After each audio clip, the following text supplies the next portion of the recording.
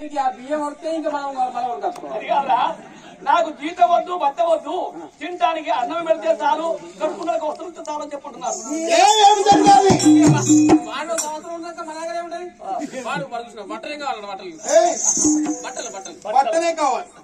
బట్ట పొట్ట ఇవి రెండు అయితేనే ఉంటాయి. సపోజ్ కూర మంచిగా లేదు అనుకో, దాన్ని పట్టుకోవద్దని నేను వస్తావు.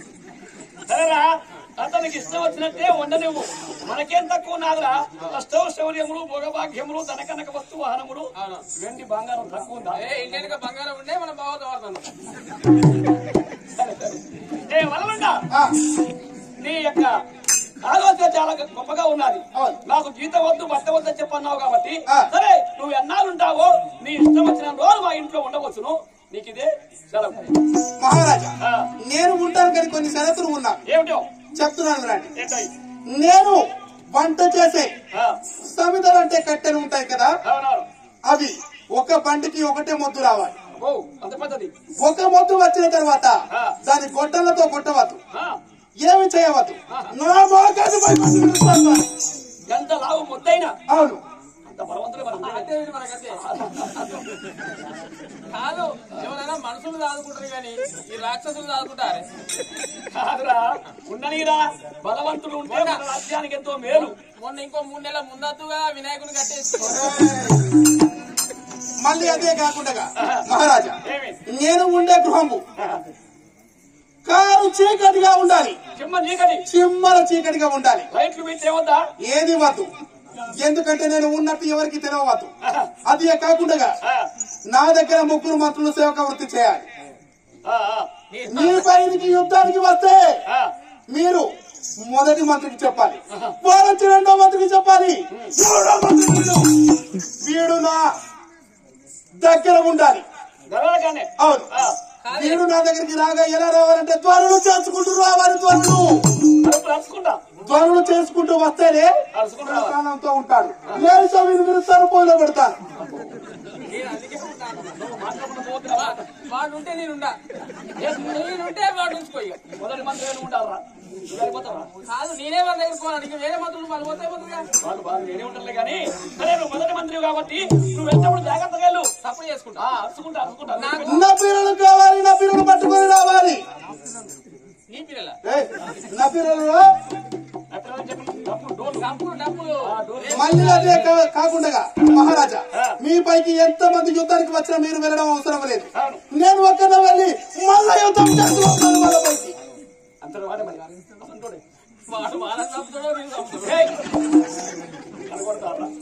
సరే, ఆ విధంగానే 1000 మంది సైనికులు ఉన్నదొక్కటే, నువ్వు ఒక్కడివి నా దగ్గర ఉన్నదొక్కటి. అవునా సంతోషం. స్వామి అలాగే ఉంటా, ఎప్పుడు హరి తలుచుకుంటా.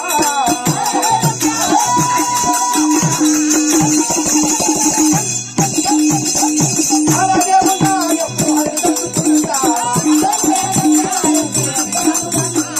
నేను రాజోగ్యాల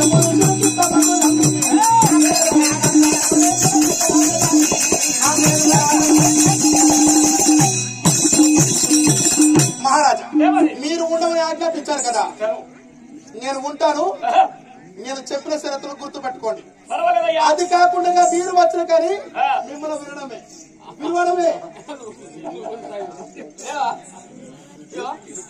అదే చిన్న సంతకం పెట్టి. ఎందుకంటే వీళ్ళు ఉంచుకుంటున్నావు కదా, మీరు ఖచ్చితంగా ఏదో ఒక రోజు నన్ను మాట అలాగా ఎవరైనా మహారాజు అంట. అయితే మీరు ఎట్లాగో నేను ఎప్పుడో సప్లై చేయకుండా పోతే నన్ను నిలిచి పోయి పెట్టాను. నేను చస్తా. నా పిల్లలకి పింఛన్ ఇప్పించాలి, నా చిన్న కొడుకు పింఛన్ ఇప్పించాలి. ఉన్నావు కదరా భయము.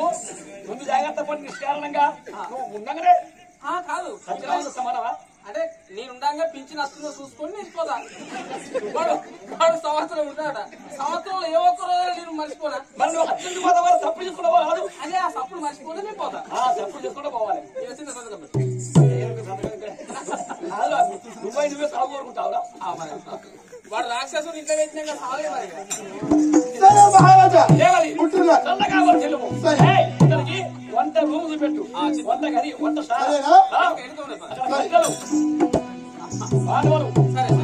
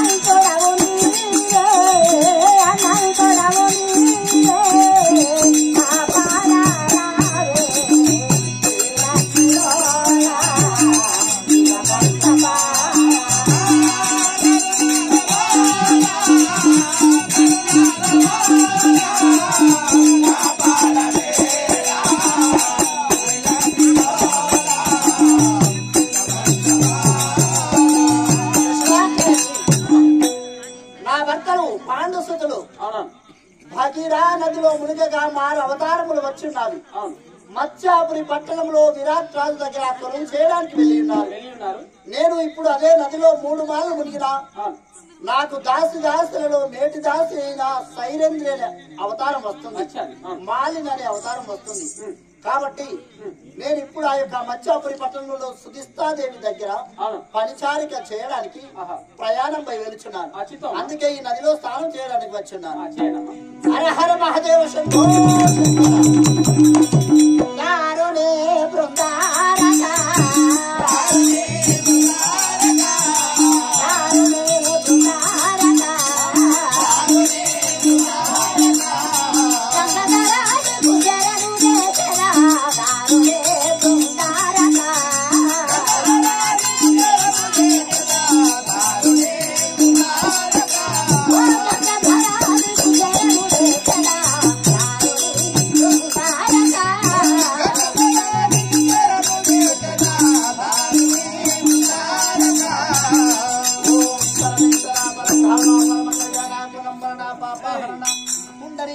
పురుషోత్తమ భక్తవత్సల భవబంధ విమోచన పుండరీక నయన ముఖ్యమంత్రి కరుణాకర కాంత ప్రధానంద కుమార నవీనతాచోర ఇందివర రమణ యువరాజగమన సుందర అంగార మందరోధార అఖిలాండ కోటి బ్రహ్మాండ నాయక.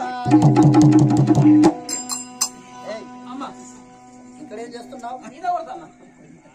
అప్పుడు కొడతాను ఆయన వచ్చింది, ఇప్పుడు కొడతాను నువ్వు వస్తాను. అట్లా నేను స్త్రీని, నువ్వు పురుషుడివి. నేను మొగన్నా. ఎవరన్నా అంటే నువ్వు మగవాడివి కాదా? కాదు, ఆడస్త్రీని. ఆడ స్త్రీ అని కాదు, స్త్రీ లేక ఆడదాని అని. అంటే అందుకే ఆడస్త్రీ అంటారు. సరే, మరి నీకు మీసాలు ఉన్నాయి కదా? మీసాల మీనక్క అంటారు. మీసాల మీనంటారా? మరి గడ్డ ఉంది, గడ్డం గౌరి అంటారు. మరి మగవాళ్ళు వేసుకునే దుస్తులు వేసుకున్నావు అంటే మా తుర్క కులంలో పెళ్లి అయ్యేదాకా ప్యాంటు అంగి ఉంటది. ఎప్పుడైతే పెళ్లి అవుతుందో అప్పుడు ఈ ప్యాంటు అంగి ఇప్పి మగ ఇస్తారు. ఆడవాళ్ళు చేసే పనులు అన్ని చేస్తావా? ఆడవాళ్ళ పని మొత్తం చేస్తా. ఆడవాళ్ళ పని కాదు, ఆడవాళ్ళు చేసే పని చేస్తా. ఆడవాళ్ళు ఉదయం లేవగానే ఇల్లు వాటిని ఊడుస్తారు. నేను పొద్దున్న లేవగానే నూకుతా. అదేం భాష? అంటే మాది ఖానాపూర్. ఇక్కడ ఏమంటారమ్మా? ఊడవడం అంటారు, అక్కడ నూకడం అంటారు. సరే, ఆడవాళ్ళు బాసలు తోముతారు. నేను కూడా తోముతా. సరే, కలవబోతారు, పత్తి తీయబోతారు, పత్తి పెట్టబోతారు. పత్తి తీయబోతా, పత్తి పెట్టబోతా. నేను బిల్డింగ్ కూడా చేస్తా. బిల్డింగ్ చేస్తావా? అవును. మరి మీ కంపెనీ పేరు ఏంటి? మా కంపెనీ పేరు ఆగం ఆగం కంపెనీ. మా హెడ్ ఆఫీస్ పోషంపాడు చెరువు. అక్కడ వేయాలి, ఇక్కడ పోయాలి, ఇక్కడ వేయాలి, అక్కడ పోయాలి. ఎల్లంపల్లి ప్రాజెక్టు కూడా. ఎల్లంపల్లి పోషంపాడ పోతే ఎల్లంపల్లి ప్రాజెక్టు వస్తాయి. అక్కడ వస్తాయి. సరే, మరి ఆడవాళ్ళు పెళ్లి కూడా చేసుకుంటారు. నేను కూడా పెళ్లి చేసుకుంటా. నీ మగని పేరేంటి? బిల్డింగ్ చేస్తున్నా కానీ బిల్డింగ్ చేసినప్పుడు పేద ప్రభుత్వంలో మాకు 2000 రూపాయలు పింఛన్ ఇచ్చింది. అది సరిపోతుంది అని నేను ఒక 10 మంది వరకు ధర్నా చేసిన. ధర్నా చేస్తే అప్పుడున్న ప్రభుత్వం కేసీఆర్ సార్ చూసి అబ్బా నా ప్రభుత్వం ఎక్కడ పడిపోతుందని మాకు ఇచ్చే ధర్నా ఎలా చేసామంటే ఒక రోడ్డు ఆపినాం, బర్రెలు ఆపినాం, కోళ్ళను ఆపినాం, కుక్కలను ఆపినాం, మనుషులను ఆపినాం, దొడ్డిగడ్డలను ఆపినాం. అంటే పొద్దున ధర్నా చేస్తే అందరూ రోడ్డు పూట అందరినీ ఆపినాం అన్నట్టు. ఇవన్నీ టీవీలో చూసి అబ్బా నా ప్రభుత్వం పడిపోతుందని మాకు ఇచ్చే 2000 పిచ్చి కడి చేసి 500 ఇచ్చింది. పెరిగింది. 2000 కట్ చేసి 500 ఇచ్చింది. పెంచినట్టు కాదు, దించినట్టు. నేను కూడా పెళ్లి చేసుకుంటామా. నీ మొగని పేరేంటి? నా మొగని పేరు దొంగ మొగడు. అంటే మంచి మొగడు ఉండలేదు. సరే, పెళ్లి చేసుకోగానే కాదమ్మా, మరి ఆడవాళ్ళు పెళ్లి చేసుకున్న తర్వాత పిల్లలను కూడా జన్మనిస్తారు. అవునవును. అంటే పిల్లలను కూడా కంటారు. అయితే ఆ దేవుడు నా అటు పెట్టలే, నా ఇటు పెట్టలే. అటు పెట్టినా పోరాలం కానీ ఇటు పెట్టినా పోరాలం కదా. ఎటు కాకుండా మధ్యలో చూడు పిన్నమ్మ పాడు పిన్నోడా. బాయనా? బాయ. బుధారం అంటే నీదేనా? మా చెల్లెదని. సరే, ఒక్కసారి స్నానం చేస్తున్నాను, ఇంకా 2 మార్లు స్నానం చేస్తే నాకు మార అవతారం వస్తుంది.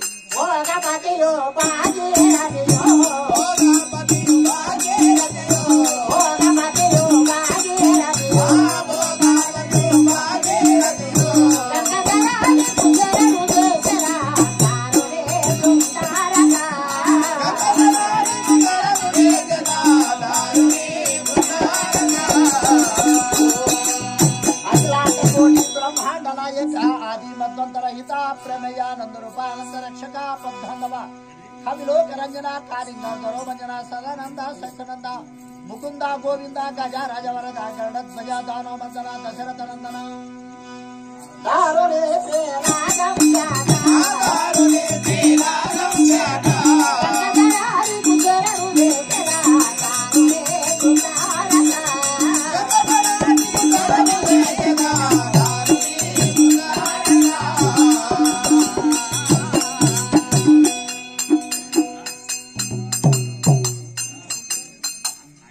అమ్మా ఎవరమ్మా మీరు? ఎవరు మీరు? మీ పేరు? చూడలేదా నన్ను ఎప్పుడు? ఎక్కడ చూడలేదు. వచ్చినా ఎప్పుడండి? ఇంతకుముందు వచ్చాను. నాకు అనిపించలే మరి. అవ్వలేదా? సరే నా పేరేంటో చెప్పొచ్చు.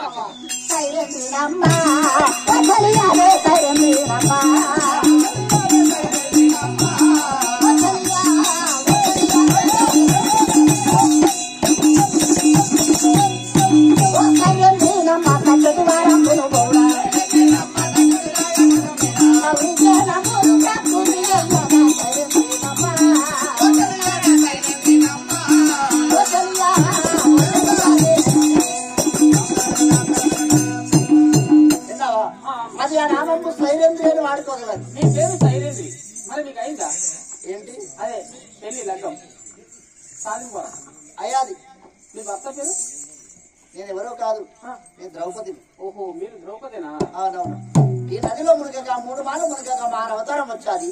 ఇప్పుడు మాలిని అనే అవతారం చేత మత్స్యాపురి పట్టణం వెలుచున్నాను. ఆ సుధిస్తాదేవి దగ్గర ఫలితాలు కదా ఒక సంవత్సరం పొందడానికి వెలుచున్నాను. ఇప్పుడే వెళ్దాం పదండి. నన్ను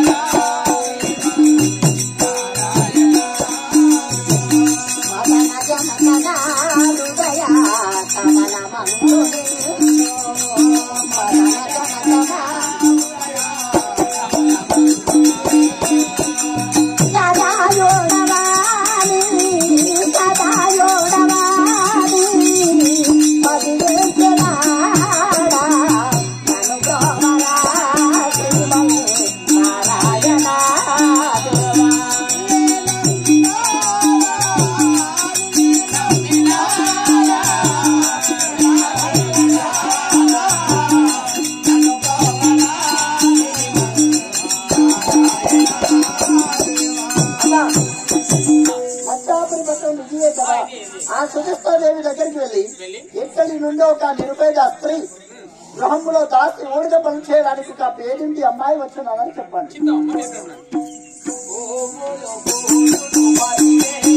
పరమేశ్వరి మెడలో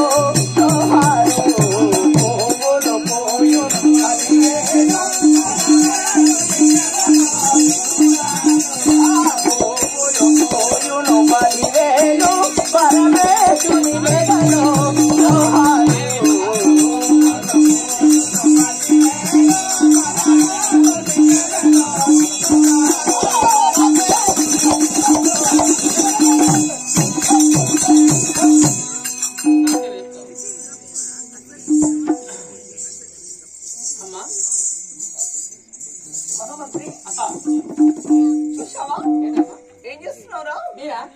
ఇంతకుముందే చేపలకి ఒక్కడు వాళ్ళే. చేపలకి వెళ్ళావా? అయినా నీకు ఒక పని చెప్పాలి. ఎప్పుడు పని అయిపోవాలి? ఎప్పుడైనా కూర్చుని పెట్టుకోవాలి. చిచ్చి అది కాదురా, నా భర్త అయిన విరాట్ మహారాజ్ తెలుసుగా? తెలుసు. ముసలాయన కాదురా, అదే అతను వయస్సు పెద్దదైనా గాని అనుభవాజ్ఞుడు. నేను ఫస్ట్ నుంచి అడుగుదాం అనుకుంటున్నారే. ఏంటి? ఆయన వయసు నీ వయసుకు అసలే సంబంధం లేదు. ఏ అంటే నీకంటే ఒక 30 ఏళ్ళు పెద్దోడా? నీచుడా? అవునురా, నాకంటే వయస్సులో పెద్దనే, కానీ అతను ధనవంతుడు. అందుకని ఆయన యొక్క ధనాన్ని చూసి ఆస్తి అంతస్తులు చూసి మాకు పెళ్లి చేసుకున్నాను. వయసుతో సంబంధం లేదు, వయసు మంచిగా ఉండాలి. మనసు నీకన్నా చిన్నోడే చేసుకున్నావు. చంపుతా. సరే సరే ఏం పని చెప్తావమ్మా? అయినా నా భర్తకైనా అటు ఇటు తిరిగి దాసిలో అడక రావడానికి చేత కావడం లేదు వస్తాయి కదా. అందు గురించి అతనికి మొన్ననే పెద్ద ఆపరేషన్ అయ్యాలి.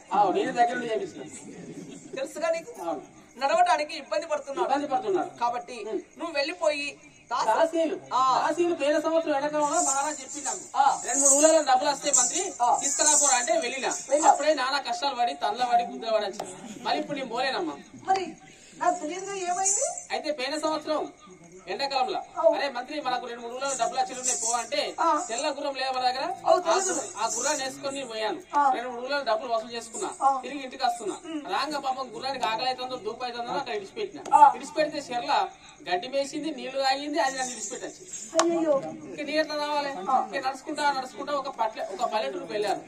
వెళ్ళిన తర్వాత ఆకలి అంటే ఆకలి అవుతుంది. ఎండకు వర్షపడతలేదు, ఎండాకాలమే.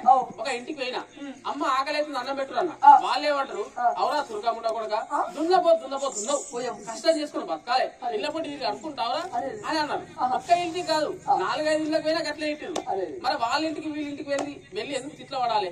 జేబులో వస్తే డబ్బులు ఉన్నాయి అని దుకాణాలకు పోయినా కిలో బియ్యం, మాలు మసాలా, ఒక కోడి, నూనె ప్యాకెట్ ఆ కోడితో తింటాను అని అన్ని కొనుక్కున్నా. కొనుక్కొని ఆ ఊళ్ళేవాడు తిరుగుతాను.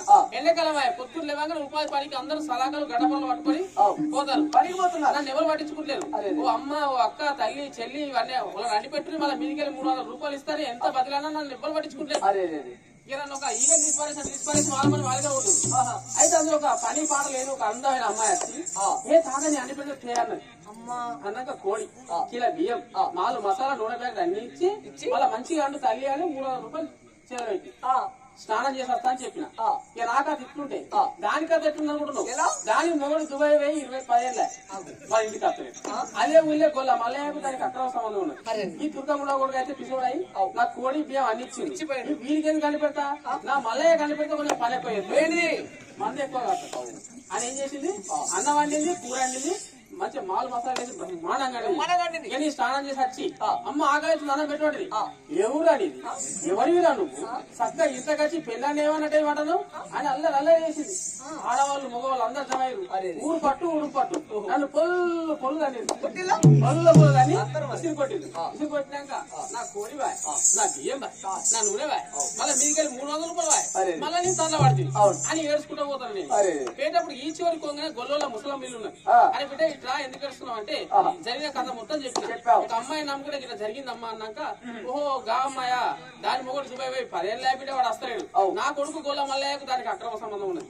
నీ అన్నం నీకు దక్కాలి, నీ కోడి కూడా నీకు దక్కాలి అంటే నా కొడుకు లెక్క వేషం కట్టుకుని పోరాడు. పొద్దున్న దాకా వాళ్ళ ఇంటికాడ ఉండి పొద్దుకి గొల్ల మల్లయ్య లెక్క రెడైనా, నెత్తికి రుమాలు చుట్టినా, భుజం మీద గుంగ వేసుకున్నా, గజ్జల కర్ర పట్టుకున్నా, వాళ్ళ ఇంటికి పోయిన 8 గంటలకు గజ్జలు ఊపినాగానే నా మల్లయ్య రాని వచ్చే తలుపు తీసింది. లోపల కూర్చున్నా, నా అన్నం వచ్చింది, నా కొడుకులు వచ్చింది, నీళ్లు పెట్టింది, దీపం ముట్టించి ముగ్గురు పెట్టింది. ఆ దీపం వెళ్తుకు గడ్డ బిడ్డ చూసే అని దీపం మలిపి 2 చేతులు కస్తాపిస్తా కలిపి ముదయ ముద్ద అన్నం మొత్తం తిన్నా. నీళ్లు తాగుతలేదు. ఎందుకంటే నీళ్లు తాగితే నాకు అన్నం పోదు, నా అన్నం నాకు దక్కాలి అని కోడి కూర తింటాను. మెత్త మీదటి మొక్కలు జేబులు వేసుకుంటాను. పైసలు పెట్టుకున్నా పుక్కేరికి వచ్చిందా రేపు పొద్దున బావుల మొక్క కడుకో తినుకుంటా పోతా అని బొక్కలు జేబులు వేసుకున్నా. మెత్త మీద తిన్నా, అన్నం తిన్నా, కూర నాకినా, మొత్తం తిన్నా, గంజులు నాకినా, చేతులు కడిగినా, నీళ్ళు తాగుతలేదు. ఇక నీళ్లు తాగుదామనే సమయం అవుతుంది. అసలు గొల్ల మళ్ళీ వచ్చి వాడికి వచ్చారు. వాడు ఫస్ట్ ఊపితే మళ్ళీ అనుకున్నావు. మరి వాడేవాడు వీడేవాడు అని దీపం ముట్టి చూస్తే తిరుగుపడాలి. చలో మీ ఊళ్ళో ఎంతమంది విలుపు పొద్దుదాకా నీళ్ళు నడిచింది, తెల్లదాకా రమణ పోవాలి అన్న. అరే వదకురా నువ్వేదో ఒక్క నాటో నీవు వాడు ఎల్లకాలం వస్తాడు, వాటిని కూర్చో అన్ని చటే పోతాడు అని నా నోరు మూసిందా ఉణికకు మీద నన్ను కూర్చోబెట్టి అమ్మ నాకు దూపు అవుతుందంటే ఇచ్చినప్పుడే తాగాలి కూర్చో అన్నది. అనగా నీ అన్ని ముసుకుని నేను కూర్చున్నాక వాడికి కాదు రా బేగురా ఎన్నో రోజుల నుంచి రావట్టే పోవట్టే ఆమె తలుపు తీసుకుని ఇష్ట అంటాను. అంటే ఏమంటది నాకు ఆరోగ్యం బాగాలేదు, నాకు బాగా నొస్తుంది, తల నొస్తుంది, ఇవాళ ఇంట్లో వంట తినడానికి వంట ఏం చేయలేదు కానీ కాబట్టి గంజిన తాగుతావు అనగానే సరే ఏదో ఒకటి తీసుకురాపోనగానే కాబట్టి గంజి తెచ్చేయగానే మల్లయ్య గట్ట మాట్లాడుకుంటారు. మరి నా దరిద్రము ఆ గొల్ల మల్లయ్య దరిద్రము దాని దరిద్రము ఆ దుబాయ్ చెప్పక చేయక అదే పొద్దు పాడతారు. బాగా కూర్చున్నది మా మీద మిర్చి బాగా కూర్చున్నాయి నాకు లైసెన్స్ లేదు వాళ్ళ మలయకు లైసెన్స్ లేదు పాస్బుక్ గా పట్టదని వాడాలి పొట్టి వాడచ్చు కార్లు వచ్చింది కార్లు వచ్చి దరోజా కోలో బేబీ అంటారు హిందీ దరోజా కోలో బేబీ అనగానే మొగడు చూసిందా గొల్ల మలయింది సత్యం కూర్చుంది గొల్ల మలయ మీద ఇక నాకు అనుకుని కుడుతుంది మొగడు వస్తే నాకు చూపు అవుతుంది నాకు అనుకుంటుంది ఇక గొల్ల మలయ మీద కూర్చున్నాడు కలుపు తీసింది కలుపు తీయగానే భర్త వచ్చి 10 ఏళ్ళ తర్వాత కలుసుకుంది వాళ్ళ మామూలు సంబరాల పిల్ల మా అర్జుడు అది తెచ్చిన ఇజ్జుడు ఇది తెచ్చిన నా చూడు అంటాను పాస్పోర్ట్ వాళ్ళ సంబరాలు వాళ్ళకు ఇక నా బాధ ఎండాకాలం గరం మసాలా కారం వేస్తే అది నీళ్ళ సుక్క తాగాలి అన్నం తిన్నా నాకు నోరు పడుతుంది కళ్ళు పడుతుంది ముక్కు పడుతుంది వాళ్ళంతా పడుతుంది అమ్మ దూప అయ్యా దూప అంటే ఇప్పుడే దూప నుంచి వచ్చిన వాళ్ళ కత్తుంటాయి కుసుక్కలు పడితే అన్ని మూసుకొని కూర్చున్నా మొత్తం గార్దనే చూడండి నా బాధ ఇస్తుంటే ఇలా నా బాధ కొంచెమే గొల్ల మల్లయ్య బాధ బాగా వాడు పొద్దున్నాక గొల్లం కాసినప్పుడు నీళ్లు తాగి ఇంటికి రాగానే తగడు గంజి తాగంగా వానికి మూత్రం స్టార్ట్ అయ్యి ఇక్కడ పోతే బలవాడు ఇక్కడ పోతే బలవాడు పోయకపోతే పానం అని ఎంత అడిపెట్టి 5 నిమిషాలు అవుతుంది అర్ధగంట అవుతుంది గంట అవుతుంది ఇంకేసేపు అవుతుంది ఎంత ఆమె అవుతుంది ఇక లాస్ట్ గా ఏం చేసినట్టే ఎక్కడ పోసినా సప్పుడు అవుతుంది ఈ ఉనుక గుమ్మిలో పోతే సప్పుడు అని 4 పైపులు తప్ప తీసి డైరెక్ట్ ఉనుక గుమ్మిలో దారబెట్టి అది ఎక్కడ పోతుంది నా నడి నెత్తిలో పోతుంది శరీరం అవ్వ మంచిది అయ్యా రాగానే నా బాధ పరిచయం నల్ల మీకే పెట్టేవచ్చు అని నేను దోష పెట్టిన వాడు పోయ్యా నేను తాగా వాడు పోయ్యా నేను తాగా వాడు పోయ్యా నేను తాగా నా టాంకి ఫుల్ అయింది మా టాంకి కాలేదు లేదు బందుకరాన్ని ఇంకా బాగా సిమ్మించుకుంటాను బంద్ చెప్తే ఇంకా బాగా సిమ్మిస్తాను ఇట్లా అయితే బంద్ కాదని అటు ఇట్లా ఎక్కువ నాకు ముళ్ళుగడ్డ దొరికింది దానికి దోయించి ముళ్ళు ఆ దారం తీసుకొచ్చిన వాడచ్చు నా మీద మేము పోయి అక్కడ అవసరం లేదు నా భర్తనే పంపిస్తాను సరేనమ్మా మన ఇంటికి ఒక పేరింటి అమ్మాయి వచ్చాది ఏమిటి పేరింటి అమ్మాయి వచ్చారా సరే సరే వారు ఎవరో గాని మనకు తెలియదు కాబట్టి లోనికి ఆహ్వానించు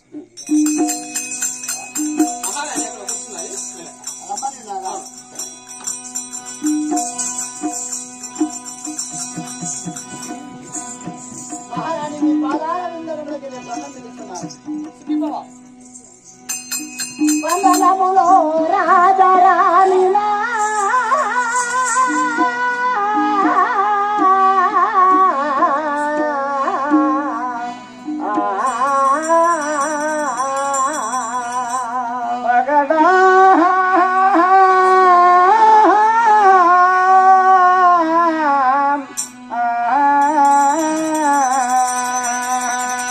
వందనములో రాజరాణి వందనమోలమ్మని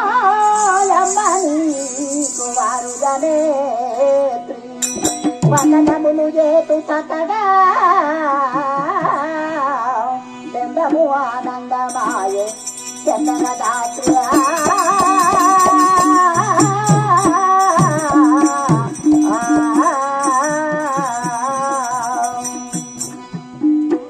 పాదాపద్మంపులకు 10,000తో నమస్కృతులు ఆచరిస్తున్నానమ్మా ఆదరించము తల్లి సుఖీభవ చలన వృత్తి కొండు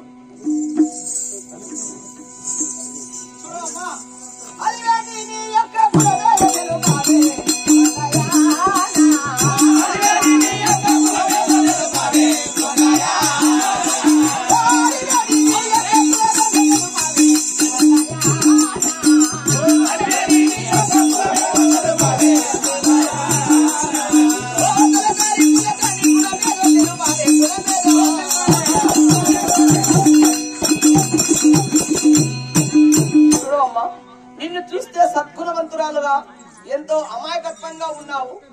అయినా మీ ఊరేమిటి, మీ కులమేమిటి చెప్పవమ్మా? నా ఊరేమిటి, నా పేరేమిటో దాతకావలసింది మంచున్నావా? మహారాణి గంధర్వ కుల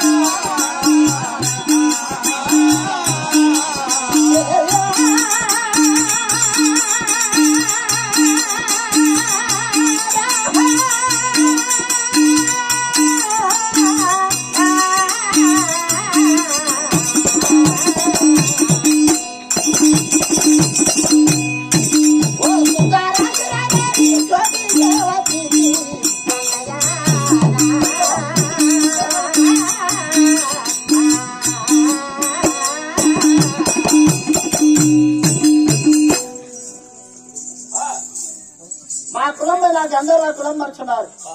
నా పేరు మాలిని, అంటే సైరంధ్రి జాతికి చెందినదాన్ని కాబట్టి నా పేరు మాలిని అంటున్నారు. మా కులము గంధర్వ కులం అంటున్నారు. నీ పేరైనా ఏమన్నావు? మాలిని. అవునవును. నీ యొక్క కులము గంధర్వ కులమా? అవును, సైరంధ్రి జాతికి చెందినదానని. మంత్రి అమ్మా ఏంది అట్లా చూస్తున్నావు? నీకు చెవి పడతలేవా? నన్ను చూస్తున్నావా దాన్ని? నిన్ను చూస్తా నాడు చూస్తున్నా కానీ కాదు ఆమె గట్ట వాళ్ళకిస్తాను. కాదురా, మన ఇంటికైనా గానీ ఇవాళ రేపు రోజులు మంచిగా లేవు దొంగలతారు. అమాయకత్వంగా ఉంటారు. సొమ్ములన్నీ నమ్మిస్తారు, మనసులను నమ్మించి మోసం చేసి ఏదో మంచివారు కదా అని మనం ప్రేమ చూపిస్తాం కదా. మనం నమ్మించి మోసం చేసి సొమ్ములు ఎత్తుకుపోయే తెలియదు, డబ్బులు ఎత్తుకుపోయే తెలియదు. కాబట్టి అందుకనే అన్ని కూడా వివరంగా మనం అడగాలి. అన్ని రాసుకున్నాం కానీ ముందు అసలు పెళ్లి అయిందా, పిల్లలు ఉన్నారు అన్నాడు. నీకైతే ఇగరమంతుడు ఒక్కొక్కరు విడిగా అడుగుదాం. అమ్మ చూడవమ్మా, పతులున్నారా లేదా?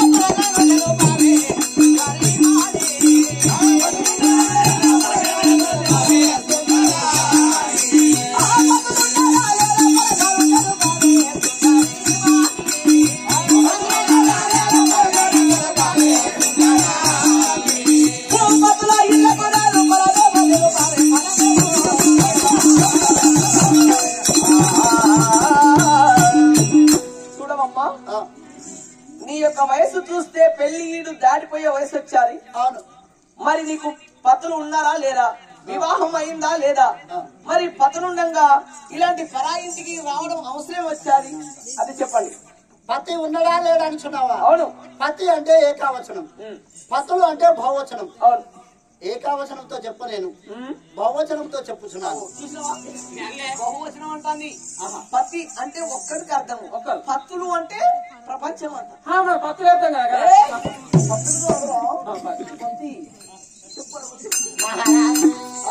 పతుల ఎదుకోరున్నారు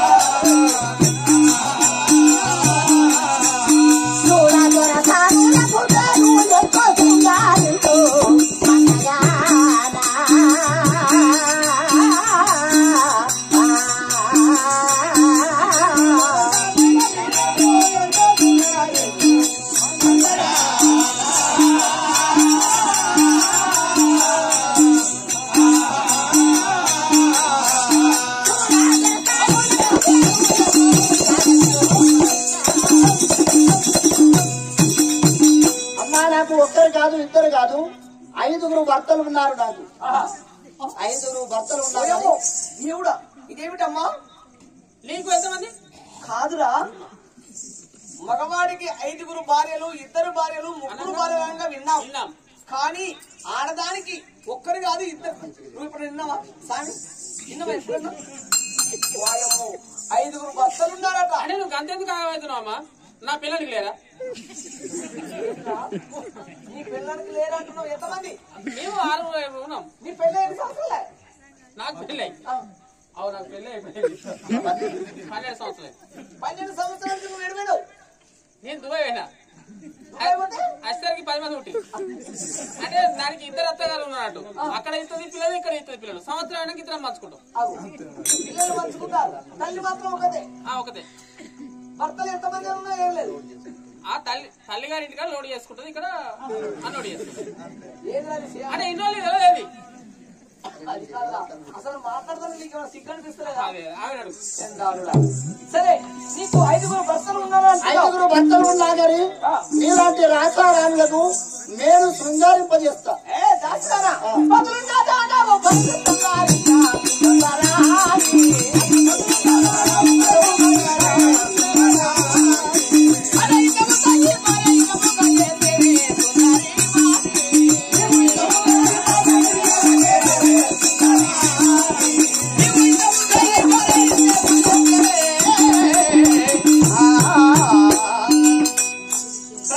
ఏమైనా చేసుకున్న భర్త ఉన్నట్లయితే ఆడదాన్ని ఇంటి నుంచి బయటికి రాకోకుండా పోషించడం మగవాని లక్షణం. కానీ నీకు 5 భర్తలున్నా గాని పరా ఇంటికి వచ్చి సేవక వృత్తి చేసే కర్మ నీకు ఎందుకు వచ్చాది? 5 భర్తలలో ఏ ఒక్క భర్త నిన్ను సాధి సంరక్షించేవారు లేరా? అవును. ఈ దాస్యత్వం పనులు చేయడానికి గల కారణం ఏమిటో మోసం ఇందులో మోసం ఉన్నది. మహారాణి ఎందుకని పని చేస్తున్నానో తెలుసా? మునిషాపామురాజీ మోసం వచ్చేవో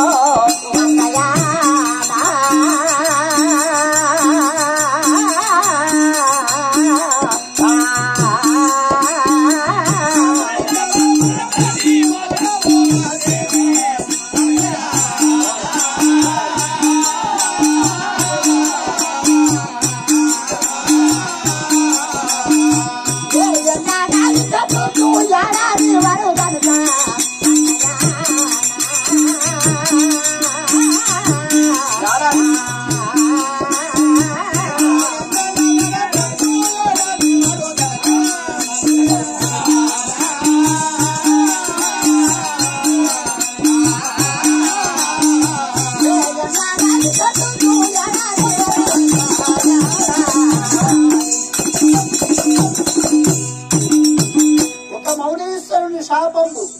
అది ఏ విధంగానగా 1 సంవత్సరాంతరము నీ 5 పతులను విడిచిపెట్టి పరాయి వాళ్ళ ఇంటి లోపల దాసిమూడిగా పనులు చేస్తూ దాకా అని ఒక ఋషి నాకు శాపం పెట్టాడు. అందుకే నా భర్తలను విడిచిపెట్టి పరాయి వాళ్ళ ఇంటిలో నేను దాస్యత్వ పనులు చేయడానికి వచ్చున్నాను. నలుమూలలో నీ కీర్తి ప్రతిష్టలు వ్యాపిస్తున్నవి. మహాపుణ్యాత్తురాల సుజిస్తాదేవి అని. అందుకే నీ దగ్గర కొనుగోలు చేస్తామని నేను వచ్చున్నానమ్మా. అయితే ఎందుకంటే నేను ఎంతగానో దేశములు తిరిగాను, ఎన్నో రాజ్యములు తిరిగాను. కానీ మీలాంటి మంచి గుణవంతురాలు బుద్ధిమంతురాలు ఎక్కడ చూడలేదమ్మా. ఈ మచ్చాపురి పట్టణంలో మరి సువిష్ట అంటే చాలా మంచిది, అందరిని కూడా ఆహ్వానిస్తాది. అందుకని నా వద్దకు వచ్చానమ్మా అని అంటుంది. ఇది మాటల మాయదారా లేకుంటే నన్ను మంత్రం చేస్తుందా, నీకు మోసం చేస్తుందా? చూస్తే అమాయకురాలు లెక్కన అనిపిస్తుంది నాకైతే. అవునా? నువ్వే కొంచెం మంచిగా మాట్లాడు. మంచిగా మాట్లాడు.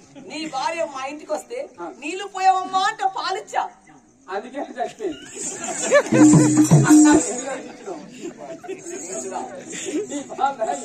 నీ పాలు తాగి నా పిల్లలు చచ్చింది.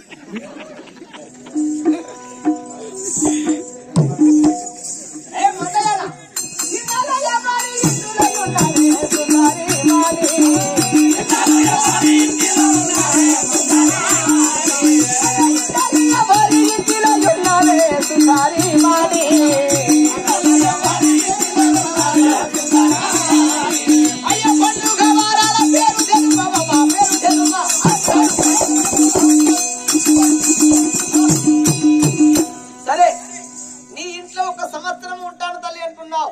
మరి ఇంతకు ముందు ఎవరింట్లో కొలువు చేసావా లేదా? ఇదే మొదటిసారా?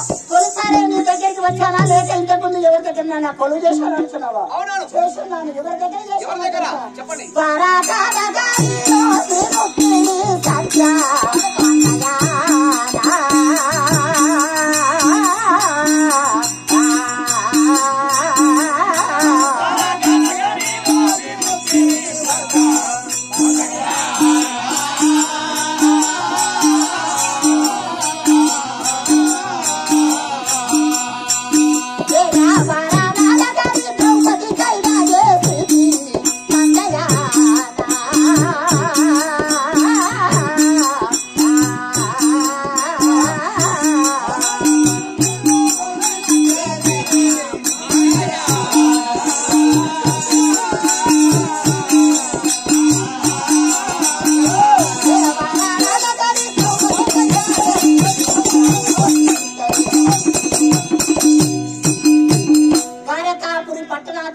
శ్రీకృష్ణుడు అతని భార్యను రుక్మిణి సత్యభామ వీళ్ళ దగ్గర కొలువు చేశాను.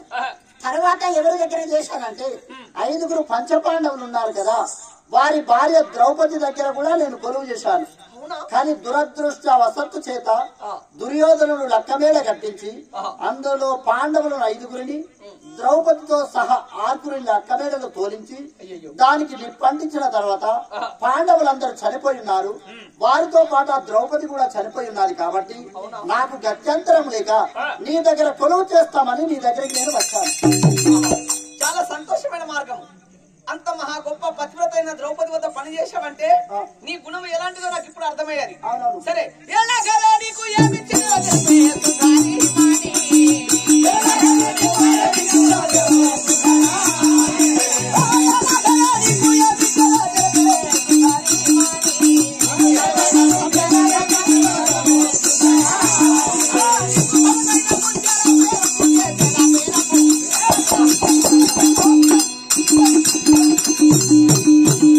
చూడవమ్మా, ద్రౌపది వద్ద సేవక వృత్తి చేశానంటున్నావు.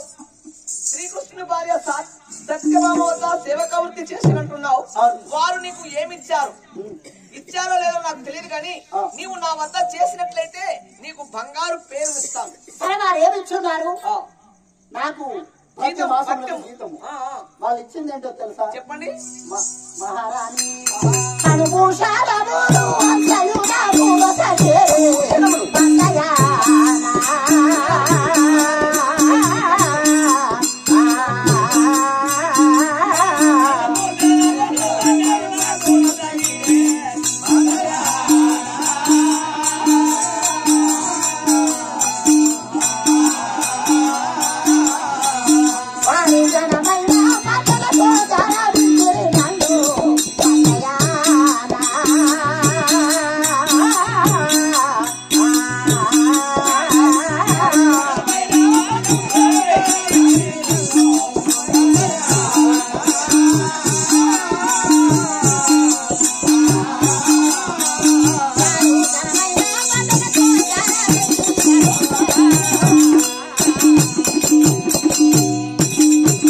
అనుభూషణములంటే నేను ఒక దాసి వనితను, వారు ఒక మహారాణులని చూడకుండా వారి పైన ఎలాంటి వస్త్రములు ఉంచున్నావో నాకు అలాంటి వస్త్రములు ఇచ్చారు.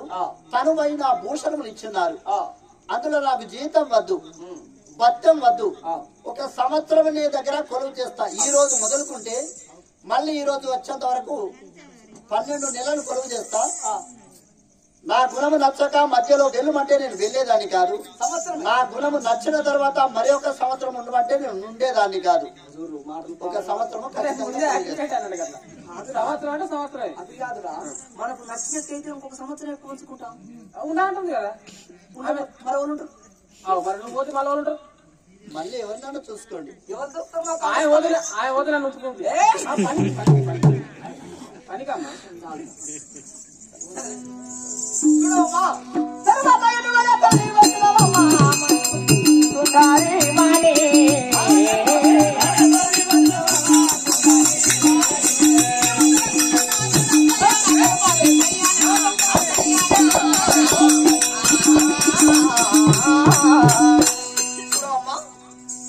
నా ఇంట్లో సంవత్సరమే కొలువు చేస్తాను తల్లి అంటున్నావు. మరి సంవత్సరం అయిపోయిన తర్వాత ఎక్కడికి వెళ్తావు? సంవత్సరం జరిగిన తర్వాత నా ప్రయాణం ఎక్కడికో తెలుసా? చెప్పండి.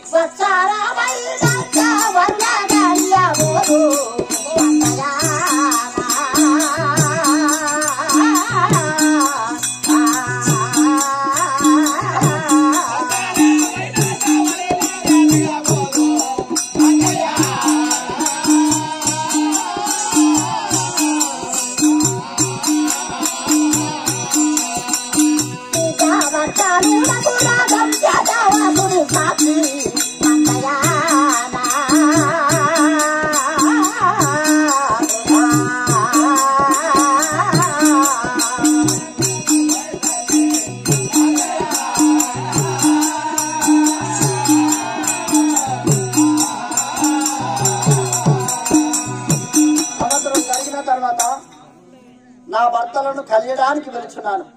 నాకు మౌనేశ్వరుని శాపం 1 సంవత్సరమే ఉన్నది కాబట్టి ఆ సంవత్సరం జరిగిన తర్వాత నా భర్తలను కలియడానికి వెళ్తా. సంవత్సరం తర్వాత నీ భర్తలు కలుస్తావా? సరే సరే, చాలా బాగున్నది. కానీ మా ఇంట్లో పనులు ఏ పనులు చేస్తావు? నాకు ఇష్టం వచ్చిన పనులు చెప్తాను. నీకు ఇష్టమైన పనులు చెప్తే నేను చేసేదాన్ని కాదు. మరి ఎట్లా? నీ ఇంటికి 7 ద్వారములు ఉన్నాయి. అవును. అంటే 7 దర్వాజాలు ఉన్నాయి. నీ 6వ దర్వాజా దాటి బయటికి వచ్చే వాకిట్ల కలిగిన పనులు చేయమంటే నేను చెయ్య. నీ ఇంటి లోపల కలిగిన పనులైతే నేను చేస్తా. అవునా? అది ఎందుకు చేయాలంటున్నా తెలుసా? ఎందుకని? నీ 7వ ద్వారం దాటి నీ వాకిట్లో ఊడవడానికి నేను వచ్చాననుకో, నీ మత్స్యాపురి పట్టణంలో ఎవరైనా పరపురుషుడు నా చందములు చూసి నా పైన నేత్రం వేస్తే, నా భర్తలు ఇప్పుడు 5 భర్తలు దూరంలో లేరు, నా చుట్టే ఉన్నారు, ఇప్పుడు నా దగ్గరలోనే ఉన్నారు. అంటే దండివాలేనా? గగనంలో గద్దలు ఎలాంటిగా తిరుగుతున్నాయో ఆ గద్దల విధంగా నా భర్తలు తిరుగుతూ నన్ను చూస్తూ క్షణానికి నన్ను పరీక్షిస్తూ నా దగ్గరలోనే ఉన్నారు నా 5 భర్తలు. అందులో ఏ పురుషుడైనా నా పైన నేత్రం వేస్తే నా 2వ భర్త వస్తాడు, వారి ప్రాణం తీస్తాడు. అప్పుడు నీ మత్స్యాపురి పట్టణములో నేను గందరగోళం చెలరేపినట్టు అగుచున్నది. అందుకని అలాంటి పని రాకుండా ఒకవేళ అవసరం పడుతుంది గాలి ఇంటికి పోయి ఉప్పు తీసుకురాపోవంట, పప్పు తీసుకురాపోవంట, పలా ఇంటికి మాకు ఏదైనా పని చిన్న పని నీకు 100 మంది దాసి వాళ్ళు ఉన్నారు, వాళ్ళతోనే ఆ పనులు చేయించుకో. నీ ఇంటి లోపల కలిగిన పనులు నేను చేస్తాను. నువ్వు అందంగా ఉన్నావని మా ఇంట్లో ఉన్న మగవారు చూస్తూనే చూసినంత మాత్రం అబద్ధం చేసుకుంటావా? చూస్తే నా భర్తలు ఊరుకునేవారు కాదు. ఏం చేస్తారు? వాటిని చంపడమే. ఈమె పొద్దున్న లేచి బాగిలి ఉడుతుంది, మొత్తం మంది చూస్తారు. అట్లా ఇలా భర్త చంపేస్తుండ చూస్తారు. చూసినంత మాత్రం అబద్ధం చేసుకుంటావా? ఇంకా అవసరం అనుకుంటారు, వీడియోలు కూడా తీస్తారు. ఇంకా అవసరం అనుకుంటే ఇది చాలా పెద్దది కాబట్టి ఇంటి ముంగట ఇంకేదైనా వాకిలు ఉండకుండా కానీ వేపుడు చేస్తుంది. వేరేటోళ్ళదా? అది నీకు ఆ విధంగా నచ్చుతలే నీ ఇంటిలో పనులు చేయమంటే చేస్తా, వద్దు అంటే వెళ్ళిపోతా. సరే సరే. ఎందుకనంటే నీవు పరాపురుషుని ముఖం చూసేదానివి కాదు. అందులోనా నీ యొక్క ఇంటి పనులు నీ సొంత పనులు చేస్తానే గాని బయట పనులు చేసేదాన్ని కాదంటున్నావు కాబట్టి చాలా సంతోషమమ్మా. నా ఇంట్లోనే ఉండాలి, నా సేవ చేసుకుంటూ ఉండు. నీ సేవ చేస్తా, నీ కూతురు సేవ చేస్తా, నీ యొక్క సుతుని సేవ చేస్తా. నా కొడుకు నీ కొడుకు సుతుడు అంటేనే కొడుకు. అయితే నా బిడ్డ నీ కూతురు అన్నాను కదా.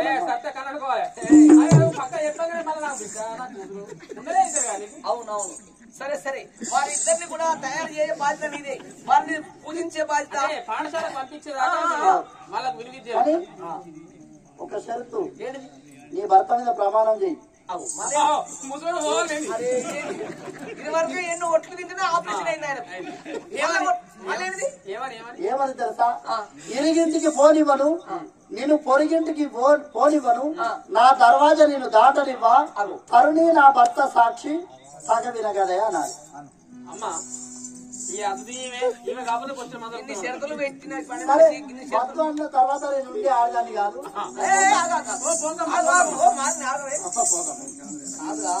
ఆమె చూస్తే మంచి మంచి గుణవంతురాలు, బుద్ధిమంతురాలు మంచి అందంగా ఉన్నది కాబట్టి అలాంటి వాళ్ళని ఇంట్లో ఉంచుకున్నా గానీ మనకే మంచిది. మంచిది కాదా? మంచిది రా. కాబట్టి సరే సరే ఒక పని చేయరాదు, బయట పనులు నువ్వు ఏ ఇంట్లో పనులు చేసేదిరా. బయట అంటే అల్లు బయట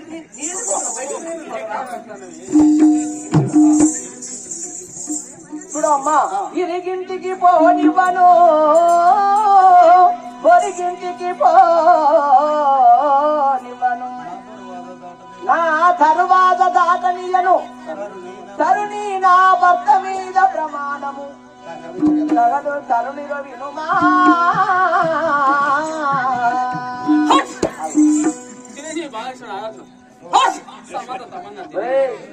ఎవరైనా గాని తుమ్ము వచ్చినప్పుడు దేవుడా నారాయణ భగవంతుడు అంటారు. నువ్వు సినిమా హీరోలను జ్ఞాపకం చేసుకుంటున్నావు. అంటే నేను సినిమా టాకీస్ లో వస్తున్నాను. నాకు తుమ్ములు వచ్చినప్పుడు సినిమా హీరోలు, సినిమా డైరెక్టర్లు, సినిమా హీరోయిన్లు వస్తారు. అవునా? మరి నేను ప్రమాణం చేశాను అంటే నా భర్త మీద ఒట్టని ప్రమాణం చేశాను. నీ తుమ్ము మంచిదా చెడ్డదా? నా తుమ్ము పచ్చి బంగారమే, చాలా మంచిదమ్మా. మా ఇల్లు ఈ ఊళ్ళో రోడ్డుకున్నది. మా ఇంటి ముంగడికి వెళ్ళి జీవులు, కార్లు, వ్యాన్లు, కస్కీలు, బండ్లు అన్ని పోతాయి. ఎందుకు? ఆ రోడ్డు మీద పోతాయి అన్నట్టు. నేను బయటకు వచ్చి వాళ్ళు ఎంత జాగ్రత్తగా పోని రక్తం కాలం ఊడాల్సి. పచ్చి బంగారం. మరి ఇంకెట్లా? అలాగే కొత్తగా పెళ్లి చేసుకుంటారు. కళ్యాణ మండపంలో పెళ్లి కొడుకు పెళ్లి కూతురు కూర్చొని ఆ పంతులు మంత్రాలు చదువుతుంటే పెళ్లి అవుతుంది కదా. ఆ పెళ్లి కాడికి నేను వెళ్ళి ఆ పందిరి పూలావాలి. మొన్న ఏం జరిగింది తెలుసా? పెళ్లి కొడుకు పెళ్లి కూతురు తప్పించుకొని పోతే పంతులు వేయండి ఇట్లా చేసి పోవాల్సిందే. మరి ఇంకా ఇంకేమున్నది? ఇక కొత్తగా ఇల్లు కట్టుకుంటారు. పిల్లలు పోసి కట్టిన ఇల్లు అయినా సరే ఆ గృహ ప్రవేశాన్ని నేను వెళ్ళి చంపుతుంటే పందిరి కూడా వల్ల ఇల్లు కూడా ఊడిపోతుంది, చచ్చిపోతారు. నీ తుమ్ము పచ్చి బంగారం. అందుకే నీ తుమ్ముని తీసి జైలు అప్పుడే పెట్టినమ్మా. కాదురా, ఇప్పుడు నేను ఆమెకు ప్రమాణం చేసే సమయంలో నువ్వు తున్నావు. నా భర్త ఉంటాడా పోతాడా? ఉన్నట్టే పోయినట్టే. అలాంటి మాట మాట్లాడకూడదు. సరే, నా భర్త మీద ఒట్టని నేను ప్రమాణం చేశాను. నేను బయటికి పోనివని, ఇరిగింది పోరింటికి పోనివనమ్మా. నరుని నా భర్త మీద ఒట్టని ప్రమాణం చేశాను. రాజుల మాట నీళ్ళ మూట అనులాంటిగా చేయవు కదా. రాజుల మాట బండ మీద గీత లాంటిది. సరే మాట తప్పవు కదా. పదగ్రహం ఉండాలేమా